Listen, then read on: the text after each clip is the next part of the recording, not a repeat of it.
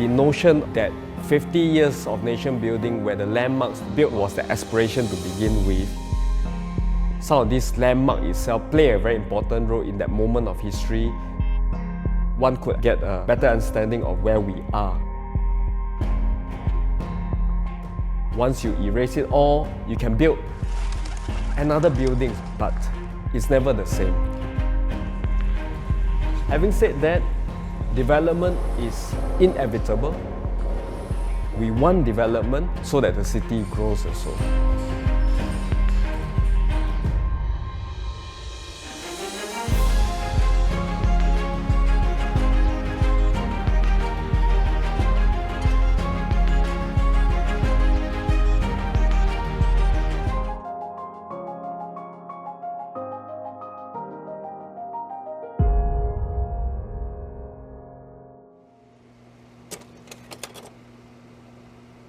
Hardly a day goes by when we do not read about demolition or redevelopment of properties in Singapore. As a result, Singapore has already lost many buildings that define the architecture and building styles of a time past. All we have left of these buildings are memories and photographs. My photos can only say so much. So I called up some of my friends who live and work in these places I've been photographing. I wanted to ask them what these buildings mean to them.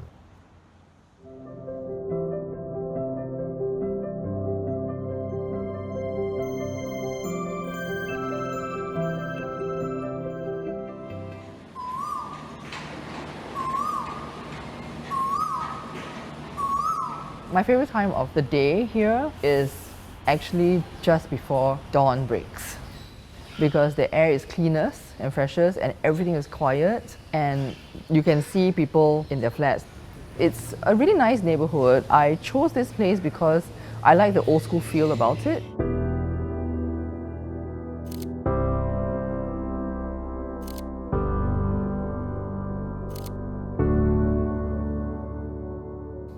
Having stayed in Queenstown myself, this place holds a special significance to me. I'm meeting my friend Sharon, who has been affected by en bloc twice. The first time with her family at Gilman Heights, and now out of her own flat at Tanglin Halt. How does it feel to have to move again? I'm pissed. I'm pissed about losing my home again for the second time. Correct. In less than 10 years. Yeah, I'm just wondering what I did in my previous life to deserve this. Like having to be forcibly moved twice. Yeah, I'm going to enjoy the hell out of this place, quirks and all. It's shocking because today, when I met you, I realized I only have, about 2 years left. Yeah. And those 2 years are going to fly really fast. It's actually quite terrifying. Maybe less than. So my flat in Tanglin Halt is my first home. I'll never forget when I walked into the flat that I would eventually own, because it was really bad. It was so bad. The floor was peeling, and instead of hooks in the walls, there were nails, rusty nails. So I walked in and I loved the apartment, which is very strange because I had seen so many much nicer places and didn't like them. But I walked in and it felt like home. The other thing that really resonates for me is the fact that it feels like the Singapore of the 70s and 80s that I grew up in. This is the Singapore I remember, and this is the Singapore that I don't want eroded. And that is probably why I resent the en bloc so much, even though I'm going with it. Because we are eradicating so much of our very short history. You know, we have the grand buildings, dating back to Sir Stamford Raffles, fine. But what about our HDB estates, Why do we feel this need to eliminate our past so ruthlessly in the name of progress? For Sharon, letting go of Tanglin Halt is hard. But for travelling photographers Charmaine and Wihan, change is their only constant. After failing to secure a new HDB flat despite several attempts, this young couple gradually fell in love with Tanglin Halt's old charms. even though initially you were going to treat it as interim. How do you feel now that, you know, you're going to have to move? Sad lah, of course. Yeah. We work from home, so the amount of time that is spent around the estate and at home is way more than the average office worker. And this also means that we get to interact more with our neighbours. You know, for example, we meet on the corridor, we just chit-chat. You know.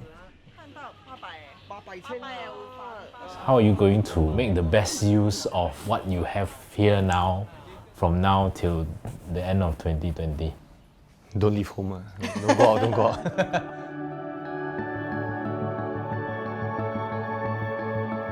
I mean, having to move, I think there are two things that can affect people. Is that it's either the person seeks refreshing perspectives all the time. So this person really is open to moving, you know, say every 2 years, 3 years.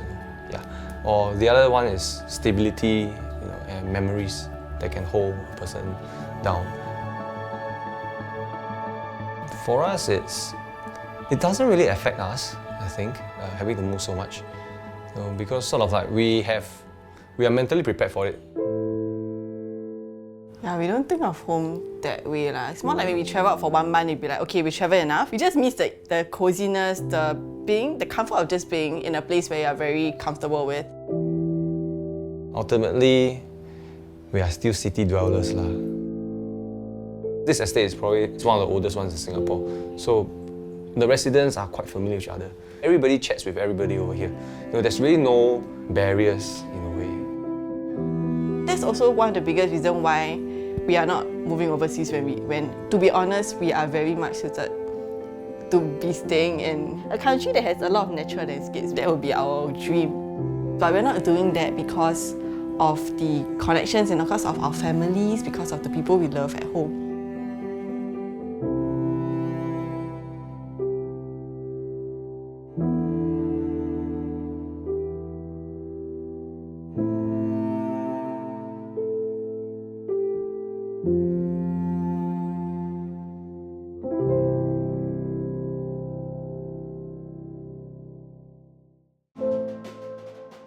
In Singapore, there are two kinds of en bloc redevelopment. For public housing estates like Tanglin Halt, it's compulsory, a government program called the Selective En Bloc Redevelopment Scheme, or SERS. For private estates, there's collective sales. It's when you vote as a resident whether or not to sell your property to a developer, like Pearl Bank Apartments.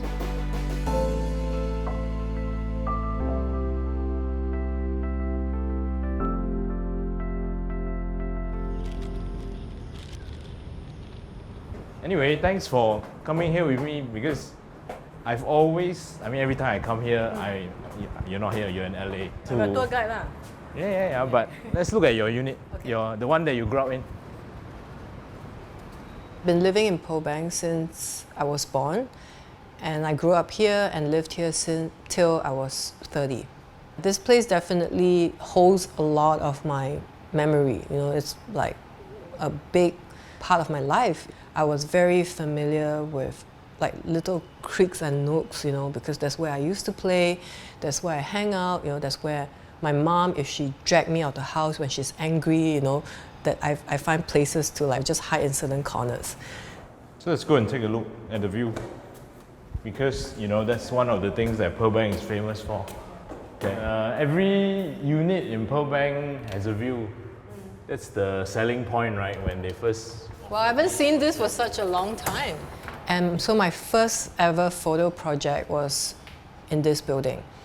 I knew immediately that I want to photograph in Pearl Bank. And I had the sense that at some point it'll be gone. I like the architecture, but then I think what it means to me is much more than the architecture. It's about the memories of community that was here, just being such a diverse and interesting place where it's almost like a sample size of Singapore, you know. They're going to build another skyscraper somewhere in the middle there at Market Street. What are they going to do with all these? Do we need so many skyscrapers? I don't know. Do we need to tear down Pearl Bank and build another condo in its place?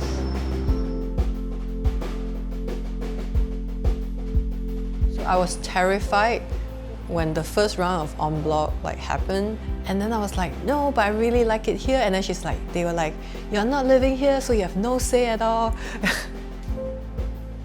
Even my family, initially they were not for en bloc, and then I understand why this is happening. Structurally, there's a lot of problems with the building.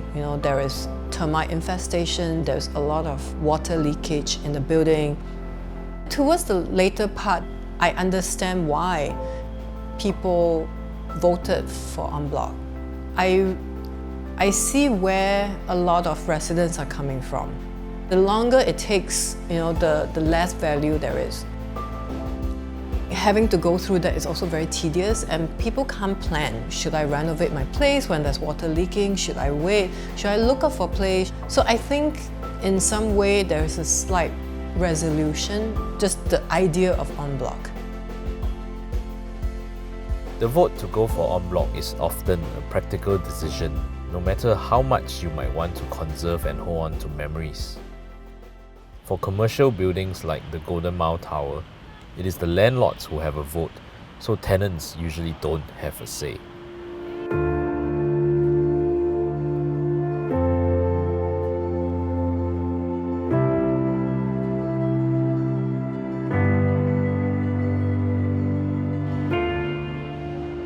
On the 5th floor was once the largest cinema in Singapore and Malaysia when it opened in 1973. It is now what we know as the projector. You've come over here and started an independent cinema, which is something quite unheard of in Singapore.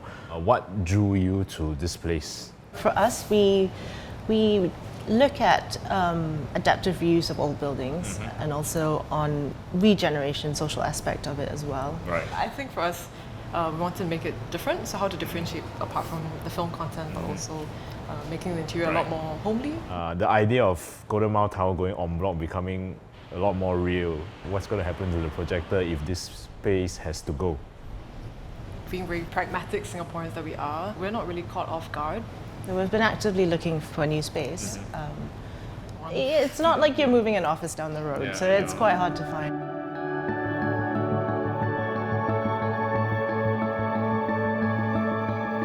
People think we are big film buffs, and the original intention was always to sort of set up an independent cinema, but actually it was this space that sort of inspired us to do something like this. We're very proud of the fact that with the projector we've managed to show people you can be in a space where you thought it's really dodgy, but yet you can overlook some of these aspects because you really enjoy doing other things in the space. You could have a church group one day, but also have monastics having a film screening about meditation after that. And then you could also have the LGBT crowd have a really big party after. It's just nice to see that so many different types of communities can coexist, and they find the space relevant to them at whatever point in time. I think it's a very natural human tendency to want to feel connected to your physical surroundings, right? This is where people live their lives, and experiences happen and shared memories as well. And if places keep then disappearing, then there's always this rather brutal sort of cut of that connection that isn't allowed to sort of grow over time, which is important for people to feel at home in a city. So that's investment of time, emotions, and money that people hold back because they feel that what's the point? It's going to go anyway. As a result of these kind of en bloc sale phenomenons, because developers then pay top dollar, you then end up with rising rents, overall in the city. And the result of that is that, people are less willing to experiment, and, the city then gets replaced with very sort of conservative, risk-averse type buildings and places because, no one wants to take that risk. No one wants to take that commercial risk.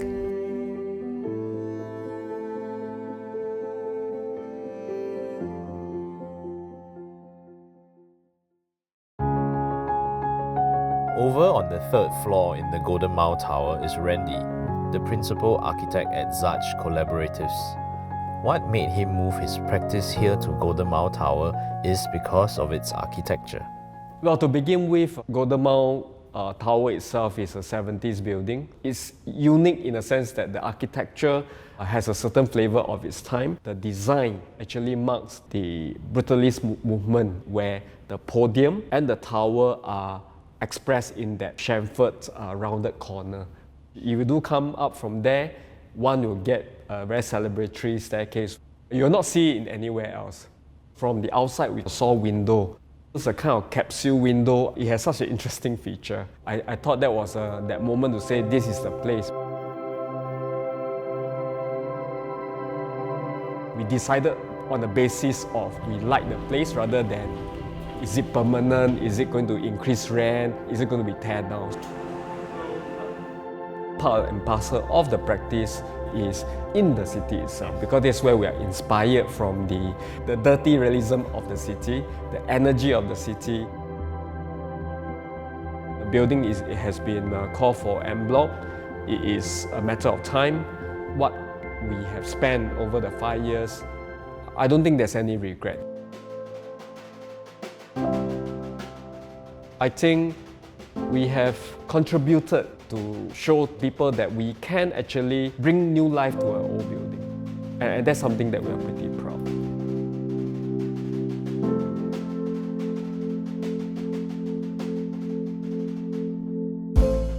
To build upon what Singapore narrative is, there's always the other side.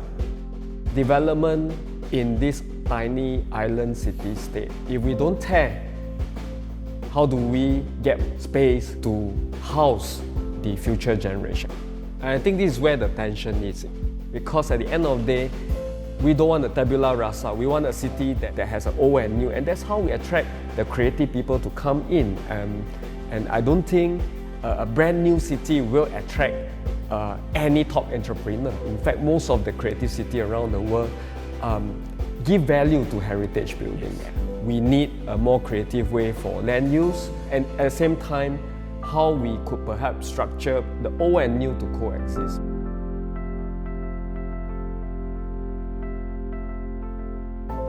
These buildings that were built just after independence were a reflection of the aspirations and hopes of a new country. As we tear down building by building, what will remind us of that era?